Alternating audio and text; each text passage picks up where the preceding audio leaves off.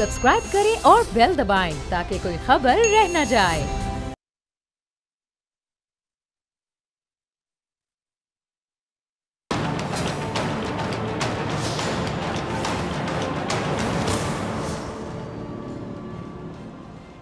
अस्सलामुअलैकुम नाजरीन, मैं हूं डॉक्टर फ़िज़ा अकबर ख़ान और मैं हूं पाकिस्तान और आप देख रहे हैं पाकिस्तान के सबसे बड़े न्यूज़ चैनल का नंबर 1 प्रोग्राम ऐसे नहीं चलेगा। नाजरीन, चमचा किसने नहीं देखा होगा, आप सबने देखा होगा, इस्तेमाल भी किया होगा। हर घर की ज़रूरत होता है ये चमचा।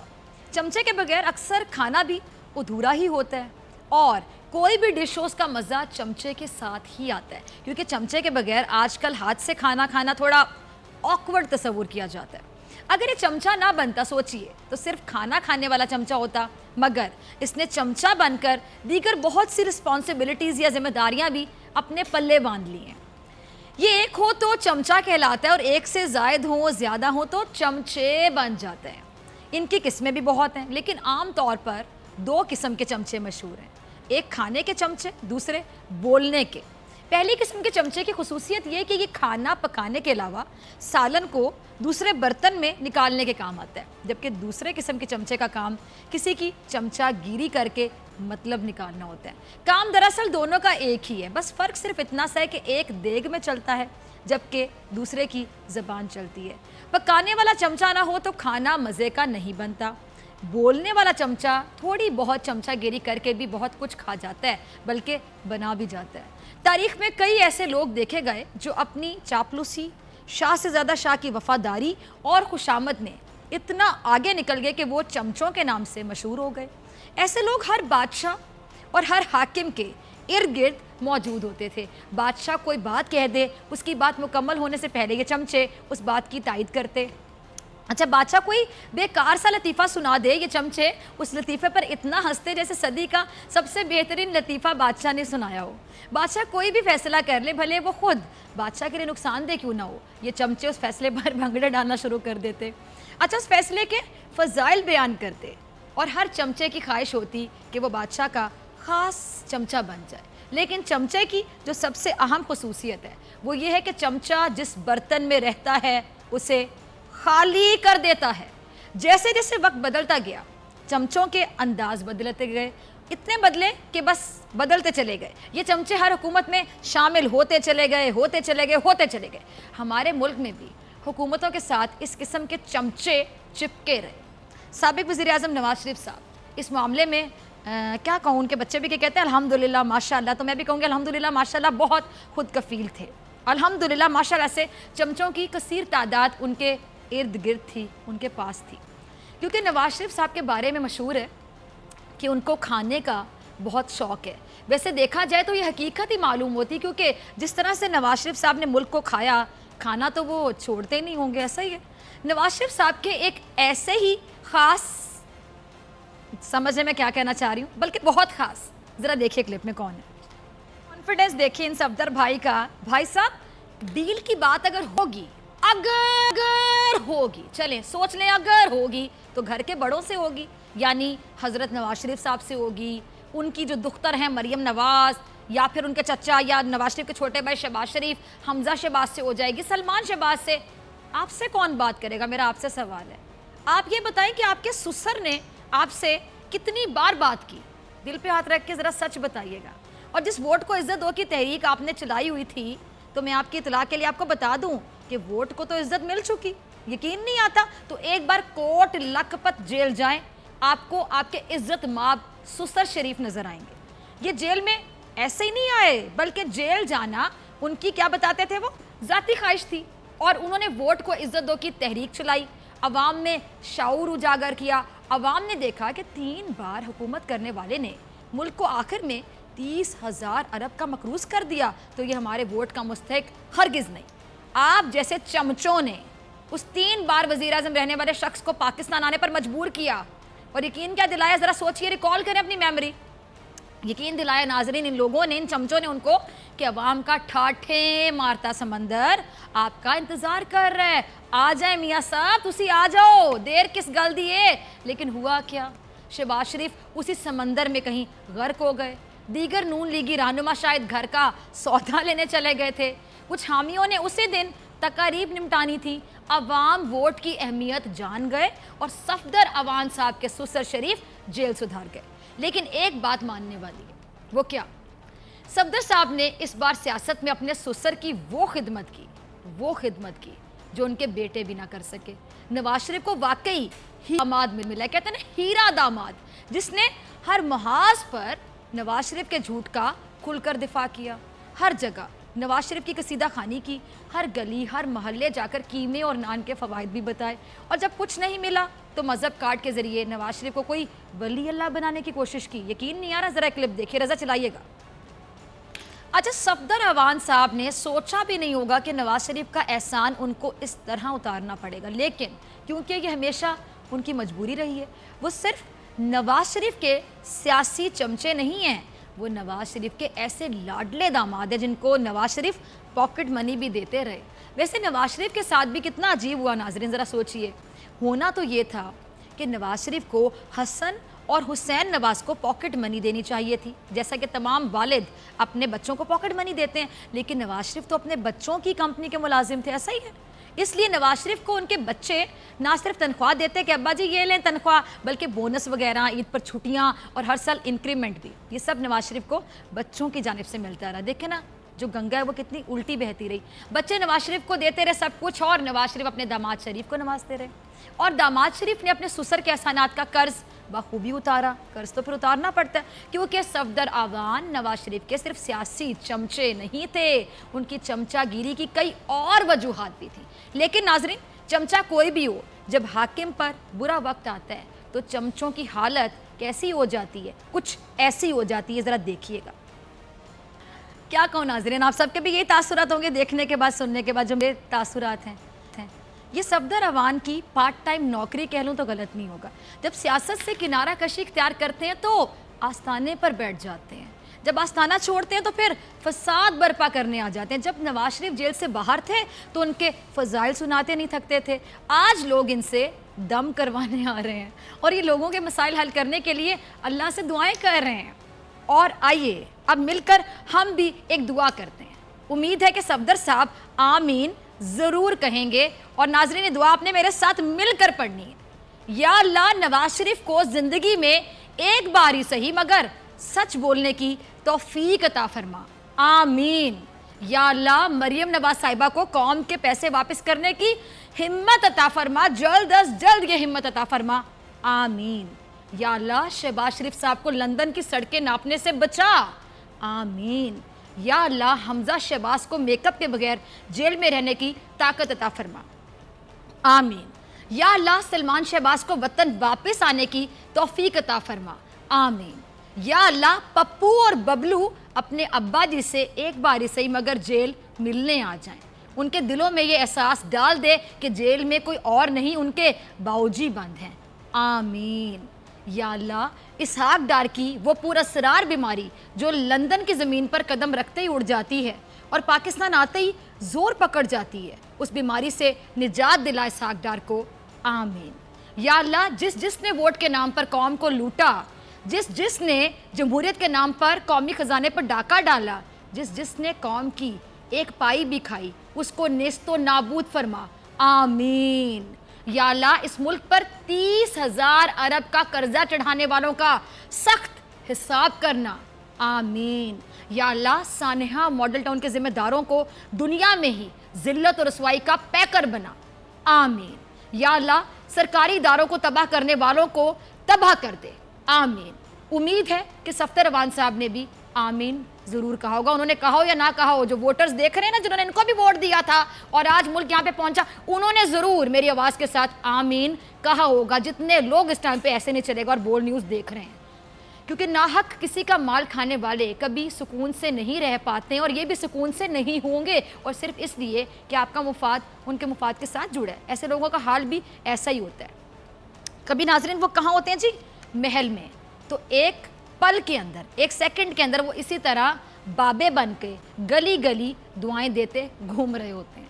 नवाज शरीफ की चमचागिरी का वर्ल्ड कप लेने की बहुत सारे लोगों ने कोशिश की, कामयाब कौन ये तो नहीं मालूम क्योंकि कंपटीशन इतना सख्त था। लेकिन एक और साहब हैं जो खुद को ना सिर्फ नून लीग का बल्कि पाकिस्तान का सबसे काबिल तरीन या इंटेलिजेंट शख्स साबित करने पे की कोशिश करते हैं, बल्कि खुद समझते हैं और पूरी कोशिश करते हैं कि लोग भी समझें कि वो बहुत जीनियस, बहुत इंटेलिजेंट और बहुत काबिल हैं। कुछ रट्टे रटाए जो फिगर्स हैं वो याद करके आ जाते हैं और फिर उनसे ये साबित करने की वो कोशिश करते हैं कि नून लीग के 5 साल जमहूरियत के सुनहरी दौर हुआ करते थे। देखिए ज़रा। अच्छा, यकीन जानिए, मुझे नहीं मालूम कि वो कौन सा माजून है जिसे एहसन इकबाल साहब खा कर आते हैं लिटरली, और प्रेस कॉन्फ्रेंस का शुरू कर देते हैं। न इधर देखते हैं ना उधर देखते हैं, बस प्रेस कॉन्फ्रेंस किए चले जाते हैं, जो मुंह में आता है बोलते चले जाते हैं, बोलते चले जाते हैं। सर पैर धड़ कुछ भी नहीं होता इन बातों का। भाई, जिन पिछले 5 सालों की आप बात कर रहे हैं, अरस्तु साहब, मैं तो आपको अरस्तु कहती हूँ, मैं तो मान गई हूँ भाई, आपसे तो ज़हीन और इंटेलिजेंट कोई है ही नहीं, कोई जीनियस है ही नहीं। ये चाहते थे ना आप, ये सुन ले तारीफ। अरस्तु हैं पाकिस्तान के, बहुत जीनियस हैं एहसन इकबाल साहब। अरस्तु है पाकिस्तान, एहसन इकबाल साहब, इज़्ज़त माब हज़रत एहसन इकबाल साहब, वो 5 साल नवाज शरीफ ने इसी कौम के सर पर मुसल्लत रहकर गुजारे। मैंने भी वो 5 साल देखे, कौम ने भी देखे, जो ऐसे नहीं चलेगा देख रहे हैं, बोल न्यूज़ देख रहे हैं, उन सब ने देखे वो 5 साल। ऐसा ही है नाजरीन। मुझे नहीं मालूम कि आप कौन से उन 5 सालों की बात कर रहे हैं जिनमें पाकिस्तान ने बेतहाशा, बहुत रिकॉर्ड तोड़ तरक्की की। शायद उस वक्त पूरी कौम मुझ समेत स्कूल गई हुई थी या किसी और मुल्क में छुट्टियां मनाने चली गई थी, क्योंकि हमने तो जब से आंख खोली जमहूरियत और मईशत को खतरे में ही पाया। जमहूरियत खतरे में, मईशत खतरे में, जमहूरियत खतरे में, मईशत खतरे में, आज खतरे में और आज इकॉनमी खतरे में। आप जिन 5 सालों की बात कर रहे हैं उनकी कुछ तफसीलात मैं आपको बता देती हूँ। वैसे तो आप अरस्तु हैं, लेकिन मैंने कहा चलें मैं कुछ कोशिश करती हूँ कि आपको रिकॉल करवाने की कोशिश करूँ, और आपकी जो मेमोरी है, आप जो भूल चुके हैं, जो आप लोग गजनी बन जाते हैं, शॉर्ट टर्म मेमोरी की बीमारी आप लोगों को आ घेरती है, ज़रा मैं आपको याद करवाऊँ और आपकी सोई हुई मेमोरी को जगाने की कोशिश करूँ। IMF एक इदारा है जिसका मकरूज़ हर हुकूमत ने कौम को बनाया। आप लोगों ने उसी IMF से कर्जा लिया था और आपकी मौजूदा इत्तेहादी जमात पीपल्स पार्टी ने भी उसी IMF से कर्जा लेकर मुल्क चलाया था। ऐसा ही है। IMF ने अपनी रिपोर्ट में क्या बताया कि IMF ने मुस्लिम लीग नून और पीपल्स पार्टी की साबिका हुकूमतों को पाकिस्तान के मौजूदा मुआशी बहरान का जिम्मेदार करार दिया। दोबारा सुने, IMF ने मुस्लिम लीग नून और तीर वाली पार्टी पीपल्स पार्टी की जो साबिका हुकूमतें हैं उनको पाकिस्तान के मौजूदा मुआशी बहरान का जिम्मेदार करार दिया है। आगे सुने, IMF के मुताबिक तहरीक इंसाफ की हुकूमत को वर्षे में गैर मुतवाजन मईशत मिली। गैर मुतवाजन का मतलब क्या होता है ये भी समझाऊं आपको अरस्तु साहब, और आप जैसे जितने लोग टीवी देख रहे हैं कि गैर मुतवाजन मईशत उनको जहेज में मिली, वर्षे में मिली, पीछे से आ गई थी, वो आप लोगों ने और आपके जो आप हामी बैठ बने बैठे हैं बहुत बेस्ट फ्रेंड्स, उन्होंने दी थी। गुज़िश्ता अदवार में अजारा जाती इस्लाहात पर कोई तवज्जो नहीं दी गई। कोई तवज्जो नहीं दी गई का मतलब क्या होता है मेरे ख्याल से आप लोग बाखूबी समझते हैं। और इसी IMF के मुताबिक जिससे एहसन इकबाल साहब की जमात ने कर्जा लिया, पीपल्स पार्टी और नून लीग की माजी की हुकूमतों ने मुआशी इस्लाहात से गुरेज किया। आगे सुनिए, नून लीग की हुकूमत के आगाज़ पर गैर मुल्की कर्ज़ों और वाजिबात की मालियत 60 अरब 90 करोड़ डॉलर थी, जो मार्च 2018 के इख्तिताम तक कितनी हो गई जी? सुनिए ज़रा, 91 अरब 80 करोड़ डॉलर तक जा पहुंची। 60 अरब 90 करोड़ डॉलर थी और इख्तिताम तक 2018 के 91 अरब 80 करोड़ डॉलर तक जा पहुंची, मार्च 2018 के इख्तिताम तक। आगे सुने, नून लीग की हुकूमत में बेतहाशा दरामदात का सिलसिला भी जारी रहा। बरामदात में खातिर ख्वाह इजाफा नहीं हो सका, जिसकी वजह से तवाज़ुन अदायगी भी बुरी तरह ख़राब रहा। जो अदायगी का तवाज़ुन था वो बुरी तरह ख़राब रहा और ज़र मुबादला के ज़खायर को दबाव का सामना करना पड़ा। सुन लिया तमाम लोगों ने कान खोल कर। अब मेरा नहीं ख्याल कि तनकीद बनती है, लेकिन आप लोग आ जाते हैं, आप लोग ढीठ हैं भाई, ओवर कॉन्फिडेंट हैं। ये वो आपके 5 सालों की कुछ झलकियाँ हैं जिन्हें आप तरक्की का नाम देने की पूरी कोशिश करते हैं, बड़ी ढिठाई के साथ, बड़े ओवर कॉन्फिडेंस के साथ। और दूसरी बात आपने कही कि बिजली की पैदावार की आपने बात की कि आप लोगों ने 12,000 मेगावाट बिजली फराहम करके वर्ल्ड रिकॉर्ड कायम किया। तो ये दावा करने से पहले आप सिर्फ एक बार अपने नून लीग के मौजूदा कायद से मशवरा ही कर लेते। आपने 4 सितंबर 2019 को इतने यकीन बल्कि कामिल ईमान के साथ ये दावा किया कि नून लीग ने 12,000 मेगावाट बिजली सिस्टम में ऐड करके वर्ल्ड रिकॉर्ड कायम किया। लेकिन हुकूमत जाने से कुछ वक्त पहले नून लीग के मौजूदा कायद क्या फरमा रहे थे आपको भूल गया होगा, क्योंकि आप लोग गजनी बन जाते हैं, शॉर्ट टर्म मेमोरी। हम नहीं भूलने देंगे। रजा चलाइएगा जरा क्लिप। अच्छा, इंसान की नफ्सियात क्या है नाज़रीन, सुनिएगा, बड़ा गौर से सुनिएगा, बड़ा आप इंजॉय करेंगे। जिस इंसान को अपने काम पर भरोसा होता है, या कह दें कि अपने इक़दाम पर भरोसा होता है, पूरा कॉन्फिडेंस होता है, वो कभी इस तरह का बिहेवियर रखता है? नहीं रखता। जो हुकूमत जाने से कुछ वक्त पहले शहबाज शरीफ साहब का था, जो आपको हमने क्लिप की फॉर्म में अभी दिखाया। एडिसन ने बल्ब ईजाद किया, बल्ब जो रोशनी देता है, लेकिन उसने मरने से पहले ये नहीं कहा कि कल कला को अगर ये बल्ब ना जले तो मैं जिम्मेदार नहीं हूं। मैं बता रहा हूं अभी से, उसको अपनी ईजाद पर यकीन था, कॉन्फिडेंस था। अच्छा, इसी तरह ग्रैहम बेल ने टेलीफोन ईजाद किया, उसने ये नहीं मरने से पहले कहा था कि अगर मेरे मरने के बाद टेलीफोन ने काम करना बंद कर दिया तो मैं जिम्मेदार नहीं हूँगा, जिस तरह कहते हैं। इसी तरह कोलंबस ने अमेरिका दरियाफ्त किया था, लेकिन मरने से पहले उसने भी हरगिज़ नहीं कहा था कि कल कला को अमेरिका अगर गर्क हो गया तो मैं जिम्मेदार नहीं हूँगा। आप लोग अजीब है यार, क्या बातें करते हैं आप लोग। 5 साल हुकूमत की, 5 साल कहते रहे कि लोड शेडिंग के अंधेरे ख़त्म कर दिए, हुकूमत ख़त्म होने से चंद लम्हे पहले आप फरमा रहे हैं कि कल हम जिम्मेदार नहीं। नवाज शरीफ को जब तक इक़्तिदार की कुर्सी का झूला रहा, जब तक लिटरली वो इक़्तिदार की कुर्सी पर बैठ के झूले लेते रहे, आलू 5 रुपए किलो बिकता रहा। लेकिन जैसे ही नवाज शरीफ को कुर्सी छोड़ना पड़ी, सेकंड्स में तरक्की ठप, कारोबार ठप, मईशत ठप, बिजनेस ठप। अगर इसे आप तरक्की का नाम देते हैं तो ऐसी तरक्की अपने पास रखिए आप तमाम लोग। और इतनी उल्टी सीधी बातें करने के बाद भी आप रुके नहीं। रस्तू साहब, आपका एक और क्लिप है, एक और दावा इनका, जरा रजा वो क्लिप भी चलाइएगा रस्तू साहब का। एहसन इकबाल साहब, आप ऐसी बातें किसी की मैयत में ना कर दीजिएगा। लोग रोने के बजाय हंसना शुरू कर देंगे। लिटरली वो जज अरशद मलिक की वीडियो थी या फिर उसामा बिन लादेन की वीडियो थी? रस्तू साहब, मैं आपसे पूछती हूँ, वाकई अरशद मलिक की वीडियो थी, उसामा बिन लादेन की थी? जिस वीडियो को पूरे पाकिस्तान ने भी नहीं देखा, उसे पूरी दुनिया के कैपिटल्स ने मंगवा कर देखा। वाकई सच कह रहे हैं आप, और इस पर तज्जिए किए, ये भी सच कह रहे हैं। वाकई दुनिया इतनी फारिग कब से हो गई ये बता दें रस्तू साहब। दुनिया को कोई और काम नहीं था? नवाज शरीफ की पाकिस्तान में तो कोई सुनता नहीं है। माजरत के साथ कहूँगी, फिर माइंड कर जाते हैं आप लोग, कोई नहीं सुनता। नवाज शरीफ 3 बार इक़्तिदार में रहे, दुनिया ने उस वक्त तो उनकी सुनी नहीं। पर्ची देख देख कर सुनाते रहे, पता नहीं इतनी मुश्किलों से कोई लिख के देता था, फिर इतनी मुश्किलों से बाबूजी जो है वो पढ़ते थे पर्ची देख देख के, तब भी दुनिया ने नहीं सुनी। और पूरी दुनिया का क्या स्टेक है नवाज शरीफ के साथ? नवाज शरीफ कौन है भाई, कौन? नवाज शरीफ ने क्या क्या किया? क्या नासा की बुनियाद रखी थी हजरत नवाज शरीफ साहब ने? नवाज शरीफ पहला शख्स था जो चांद पर उतरा था। नवाज शरीफ ने हिरोशिमा और नागासाकी पर क्या बॉम्ब बरसाए थे? नवाज शरीफ ने क्या आम के दरख्त पर पपीता उगाया था?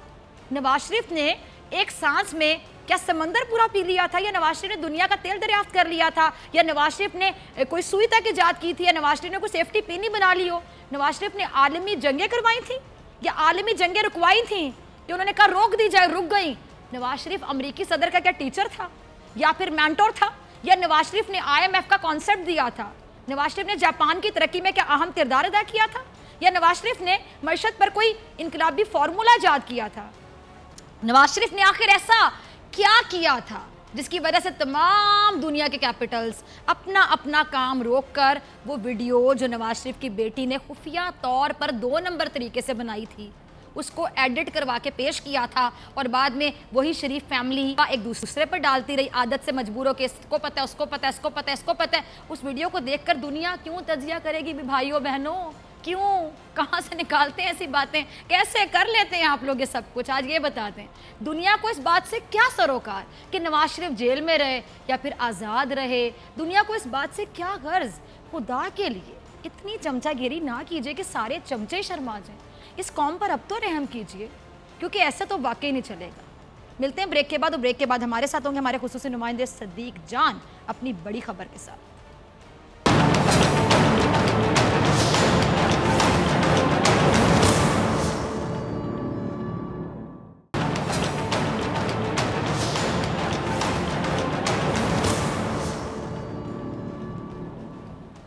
वेलकम बैक नाज़रीन, आप देख रहे हैं ऐसे नहीं चलेगा, मैं हूं आपके साथ डॉक्टर फ़िज़ा अकबर खान। नाज़रीन, हमारे मुल्क में जमहूरियत क्यों सही मायनों में अपना रंग नहीं जमा सकी? यानी हम सुनते हैं जमहूरियत जमहूरियत जमहूरियत, और मैं अक्सर कहती हूँ जमहूरियत में जो जमहूर होता है, अवाम होती है, वो मिसिंग होती है। क्या वजह है कि जमहूरियत के 10 साल में जिस मखलूक ने सबसे ज़्यादा तकलीफ़ें उठाई उसे हम अवाम कहते हैं, यानी जमहूर। क्या वजह है कि जमहूरियत के नाम पर वोट तो दिए गए लेकिन जमहूरियत के समरात एक आम आदमी तक कभी नहीं पहुँचे? क्या वजह है कि एक बच्चा बचपन से ये जुमला सुनते हुए बड़ा हो गया कि जमहूरियत ख़तरे में है? उसकी सबसे बड़ी वजह क्या है जो मुझे समझ आई? करप्शन।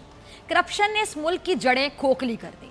करप्शन का बीज जब इस मुल्क के मुआशी खेत में बोया गया तो इसने तरक्की की सारी फसल उजाड़ दी। करप्शन ने इस मुल्क के हर सरकारी इदारे और सरकारी अफसर को मफलूज कर दिया और आज इस कौम पर जो 30,000 अरब रुपए का कर्जा है, उस कर्जे के बदले हमें चंद पुल, कुछ बसें नज़र आती हैं और इसकी सबसे बड़ी वजह करप्शन।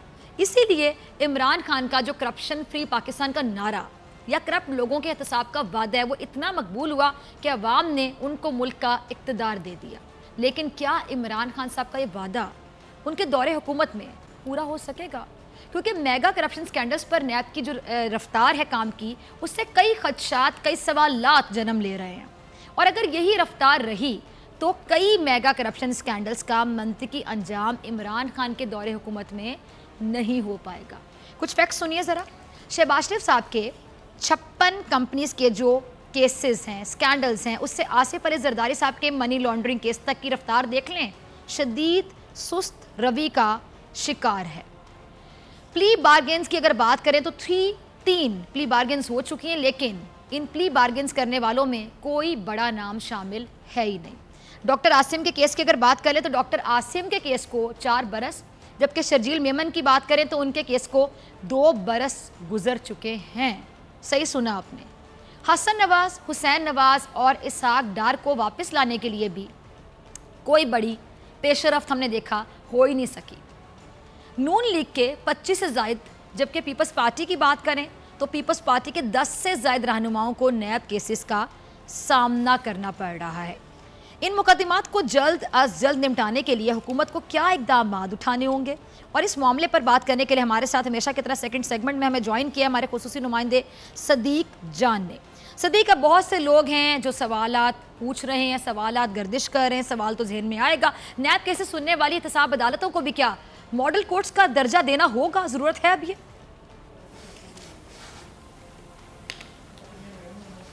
देखें, आपने बिल्कुल दुरुस्त निशानदेही की है और आज हम जो ये स्टोरी कर रहे हैं यही है कि देखें, तारीख पे तारीख, रिमांड पे रिमांड, सब कुछ हो रहा है, लेकिन अगर नहीं वापस आ रहा तो वो लूटा हुआ पैसा वापस नहीं आ रहा। और जो ये फेक अकाउंट्स केस में भी जो 3 प्ली बार्गेन्स हुई हैं उसमें हमें ये बताया जा रहा है कि ये नैब ने बहुत बड़ा तीर मार लिया है, बहुत बड़ी नैब की अचीवमेंट है।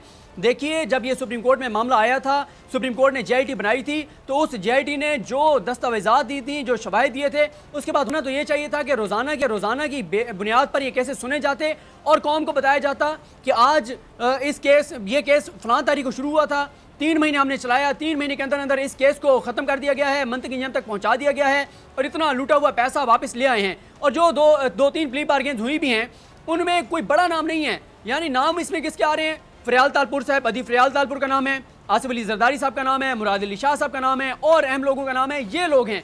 कौम क्या चाहती है? कौम चाहती है नवाज शरीफ से लूटा हुआ पैसा वापस लिया जाए, शहबाज शरीफ से लूटा हुआ पैसा वापस लिया जाए, आसिफ अली जरदारी से लिया जाए।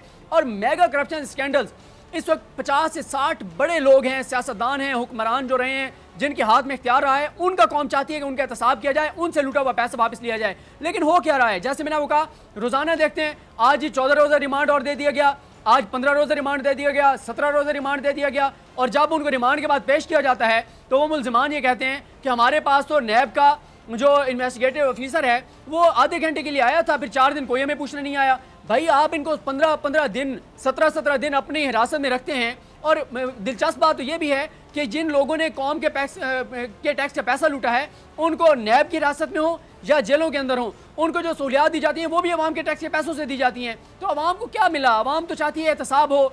और इमरान खान साहब का जो नारा था, जिस तरह आपने कहा कि उनको कौम ने किस लिए वोट दिए थे, वो कहते थे मैं आऊँगा, मैं एहतसाब करूँगा, मैं निज़ाम बेहतर बनाऊँगा, मैं लोगों को सहूलियात दूँगा, मैं इदारों की रिफॉर्म्स करूँगा। सबसे बड़ा नारा उनका एहतसाब का नारा था। और एहतसाब कौन कर रहा है इस वक्त? नैब कर रहा है। नैब के, मैंने आपको पहले, हमने इसी प्रोग्राम के अंदर एक स्टोरी की थी 2 हफ्ते पहले कि आसिफ अली जरदारी के फेक अकाउंट्स को सुप्रीम कोर्ट के फैसले को 8 माह हो चुके हैं, अभी तक टोटल 6 रेफरेंस दायर हुए और JIT ने 16 रेफरेंसेस कहे थे। ये 2 केसेस, चाहे वो पनामा का मामला हो, या आसिफ अली जरदारी के जाली बैंक अकाउंट्स का मामला हो, इन दोनों में जो शवाहिद भी सामने आए, जो सबूत भी सामने आए, वो आए थे सुप्रीम कोर्ट ने जो JITs बनाई थी, जिनमें ISI और MI के नुमाइंदे शामिल थे, जिसमें फौज के नुमाइंदे शामिल थे, जिसको बरह रास्त सुप्रीम कोर्ट मॉनिटर कर रही थी। वरना अगर सिर्फ मामला रहे नैब पे, तो नैब की हमें कारकर्दगी उस तेजी से नजर नहीं आती। शहबाज शरीफ साहब पे 56 कंपनीज का केस है और अभी तक सिर्फ एक केस में उनके ऊपर फर्द जुर्म आयद हुई है। तो कब ये केसेस मंदगी हमको पहुंचेंगे? ये तो लगता है कि 2030 को प्लान है कि 2030 में जाके ये एहतसाब मुकम्मल होगा। अगर इसी रफ्तार से एहतसाब जारी रहा तो लोगों के अंदर मायूसी बढ़ेगी, जो कि अभी भी बढ़ रही है, और ये बहुत तेजी से मजीद बढ़ेगी। लोग ये चाहते हैं कि बस आप इन केसेस को रोजाना की बुनियाद पर चलाएं, जैसे चीफ जस्टिस ऑफ पाकिस्तान ने मॉडल कोर्ट्स बनाई क्रिमिनल केसेस के लिए, करप्शन के केसेस पे भी मॉडल कोर्ट्स बननी चाहिए, एहतसाब अदालतों के जजेस में इजाफा होना चाहिए और केसेस रोजाना की बुनियाद पर सुने जाने चाहिए। ठीक। अच्छा सदीक, आपकी बड़ी ग्रिप है कोर्ट इश्यूज पर, क्योंकि आप कोर्ट के ये बीट भी कवर करते हैं, तो मुझे बताइएगा कि आखिर क्यों, अब सवाल तो ये ना कि चले जो हो रहा है सुस्त रवि से हो रहा है वो तो नजर आ रहा है, मेगा करप्शन स्कैंडल्स जो हैं उनका की बुनियाद पे आखिर क्यों नहीं हो सकती, क्या वजह?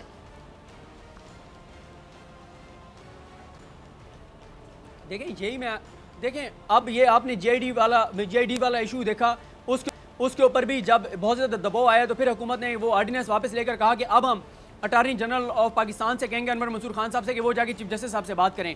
इसी तरह ये जो नैब कोर्ट्स हैं, नैब कोर्ट्स जिन अदालतों के मातहत आती हैं, जैसे पंजाब की हैं तो वो लाहौर हाई कोर्ट के मातहत हैं, इंतज़ामी कंट्रोल उनके पास है, जो वफाक की हैं तो उनके इस्लामाबाद हाई कोर्ट के पास है।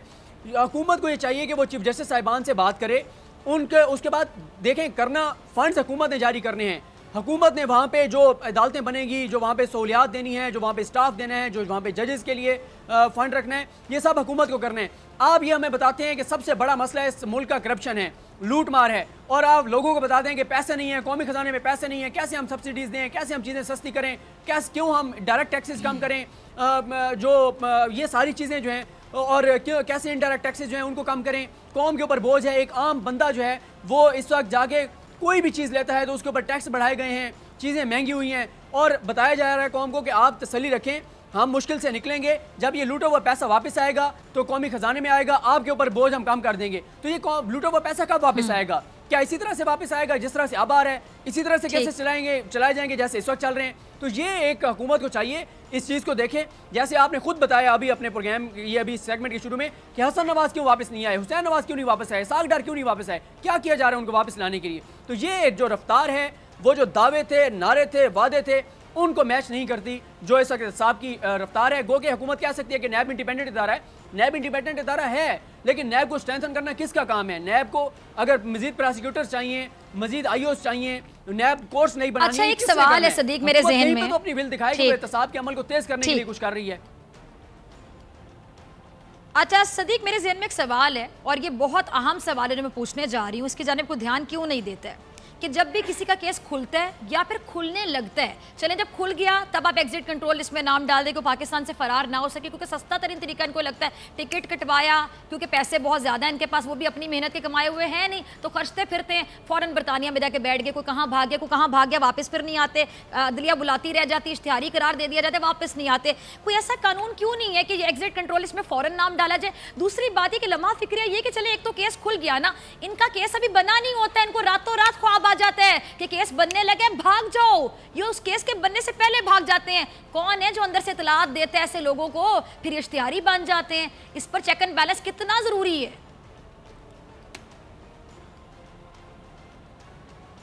देखें आपने बिल्कुल दुरुस्त कहा, एक तो ये है कि ये मैकेनिज्म मौजूद है कि अगर जब ये पता चले कि ये भाग सकता है तो फौरी तौर पे भी ECL में नाम डाला जा सकता है।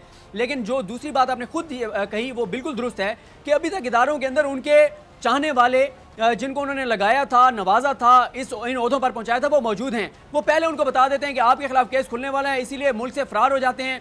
फिर इन लोगों ने डुअल नेशनलिटीज़ ले रखी हैं, इनको इक़्तिदार चाहिए होता है, इनको हुकूमत चाहिए होती है, इन्हें पैसा चाहिए होता है, तो ये पाकिस्तान में आते हैं। लेकिन जब इन्होंने जायदादें बनानी होती हैं, असासे बनाने होते हैं, बच्चे सेटल करने होते हैं, तो वो बाहर रखते हैं। नवाज शरीफ साहब का मॉडल देखिए, उन्होंने यही किया, अपने बच्चों को बाहर भेजा, उनको कई ममालिक में असासे बना के दिए, जायदादें बना के दी, घर बना के दिए, पैसा दिया, जहाँ से लूटते रहे, उस अवाम के टैक्स का पैसा लूटते रहे, जिस अवाम की चाहते हैं कि वो अवाम आज उनके लिए निकले, और जिस अवाम का पैसा लूट के और अपने बेटों को देते रहे, वो बेटे आज मजे से बाहर बैठे हैं। नवाज शरीफ साहब और नूली क्या चाहती है कि लोग नवाज शरीफ के लिए निकलें, यानी लोग तो निकलें लेकिन हसन नवाज, हुसैन नवाज अपनी वालदा का जनाजा पढ़ने नहीं आ सकते पाकिस्तान में, अपने वालिद की इयादत करने नहीं आ सकते, अपनी बहन के केसेस को परसू करने के लिए नहीं आ सकते, लेकिन जज खरीदने के लिए वहाँ पे मदीनातुल मुनव्वरा पहुँच जाते हैं। यानी कितनी शर्मनाक बात है, जहाँ पे लोग हज करने जाते हैं वहाँ ये जज करने जाते हैं। ये इनकी हालत है और ये जज को खरीदते हैं, कभी उसको उसकी गैर अखलाकी वीडियो दिखा के, कभी उसको पैसे की ऑफर करके, कभी उसको थ्रेट करके। तो ये इनका किरदार है जिन्होंने पाकिस्तान में, जो आप भी कहते हैं कि हमें बारी दो, हमें हुक्मरानी करने दो। 1 से 1.5 मिनट है मेरे पास, मैं आपसे भी जानना चाहूंगी कि आपने बड़ा एक अहम पॉइंट रेज किया। आपने कहा कि जब दबाव आया तो ऑर्डिनेंस वापस लिया गया, यानी फैसले वापस लिए जाते हैं, यानी दबाव आने पर, प्रेशराइज होने पर ही यहाँ पे डिसीजंस लिए जाते हैं। बहुत बड़ा लम्हा फिक्री है। जैसा कि मुझे याद है सलाहुद्दीन का वाकया, हमने भी बहुत शोर मचाया, हमने भी बहुत आवाज़ बुलंद की, जहाँ तक शोर मचाया जा सकता था मचाया कि नाइंसाफ़ी हुई और जो मुल्जिमान हैं उनको कैफरे किरदार तक पहुँचाया जाए जिन्होंने तशद्दुद किया। उसके बाद फिर हमने देखा सोशल मीडिया पर ट्रेंड करना शुरू हो गया इशू, आम आवाम ने बोलना शुरू कर दिया क्योंकि तकलीफ हुई, सबको अजियत हुई, बहुत अफसोसनाक वाकया। अब जी हम ब्रेकिंग न्यूज़ देख रहे थे, हमारे वहाँ के एक एंकर है वो ब्रेकिंग न्यूज़ पढ़ रहे थे हमारी स्क्रीन पर कि जी जो सीएम साहब हैं वो अब जाग उठे और उन्होंने डीपीओ को मुअत्तल कर दिया। कितने इस तरह के वाकयात होते चले जाएंगे और हर वाकये पे एक बंदा मुअत्तल होता चला जाएगा। क्या पुलिस रिफॉर्म्स यही थी कि एक वाकया हो, एक बंदा मरे, एक मुअत्तल, दूसरा मरे, तीसरा मुअत्तल? ये था पुलिस रिफॉर्म्स, ये सिस्टम? देखें, पिछली हुकूमत में और इस हुकूमत में सिर्फ एक फ़र्क है। मैं पंजाब हुकूमत की बात कर रहा हूँ। वो उस वक्त शहबाज शरीफ साहब होते थे, वो जाए वकूआ पर पहुँचते थे, उंगली हिलाते थे, शेर पढ़ते थे, बंदा मुअत्तल करते थे, मीडिया को लेकर जाते थे और वो ड्रामेबाजी करते थे। मौजूदा हुकूमत क्या करी, इन्होंने शहबाज गिल साहब को रखा हुआ है कि वो ट्विटर के ऊपर आएँ, ट्वीट्स करें, मुअत्तल कहें कि फलां को मुअत्तल कर दिया है, ड्रामेबाजी करें और लोगों को बेवकूफ़ बनाएं। इससे ज़्यादा कोई फ़र्क नहीं है। और मैं आपको एक और बात बताऊँ, आपने जो प्रोग्राम किया था, अगर आप उसको जाकर देखें, 99% लोग जिन्होंने उसको वायरल किया वो पीटीआई के लोग हैं। पीटीआई के लोग भी ये समझते हैं कि जो इस वक्त पंजाब हुकूमत उस्मान बुज़दार साहब हैं वो इमरान खान को ले डूबेंगे। इमरान खान के नारे, वादे और जो इमरान खान ने कहा था उसके मुताबिक नहीं चली पंजाब हुकूमत। ये देखना होगा इमरान खान को, वरना ठीक है जी। सदीक जान बहुत शुक्रिया। और शहबाज गिल के हवाले से तो मैं यही कहना, शहबाज गिल साहब तो सॉरी टू से माजरत के साथ एक जो मोहल्ले की जिस तरह औरतें होती हैं उस तरह आपने बैठाया हुआ उनको, वो ट्विटर पे बैठे रहते हैं और एक दूसरे के बारे में बातें करते रहते हैं, किरदार कुशियाँ करते रहते हैं। मैंने उनको सॉरी टू से जितने भी टॉक शोज में भी बैठा हुआ देखा तो वो दूसरों पर इल्ज़ाम तराशी कर रहे हो, तो दूसरों पर बुछाड़ कर रहे होते हैं इल्ज़ाम की, इधर की बात उधर फेंक रहे, उधर की बात उधर फेर रहे। शहबाज गिल साहब इशूज़ ये हैं, सलाहुद्दीन ये था इशू, पुलिस रिफॉर्म्स कब होंगे ये है इशूज। वो जो आप मोहल्ले की औरतों की तरह ताने देते रहते हैं एक दूसरे को, ट्विटर पे भी शुरू रखते हैं, टीवी के टॉक शोज में भी शुरू रखते हैं, ये इशूज नहीं है। बी सीरियस, प्लीज सीरियस हो जाए, क्योंकि लोगों ने नए पाकिस्तान का ख्वाब देखकर पीटीआई को वोट दिया था। इसी के साथ डॉक्टर फिजा अकबर खान को दीजिए इजाजत। आपसे मुलाकात होगी इंशाल्लाह कल सेम टाइम सेम चैनल। अगर जिंदगी ने वफा की दुआ में याद रखिएगा, ढेर सारा ख्याल रखिएगा। अल्लाह निगहबान।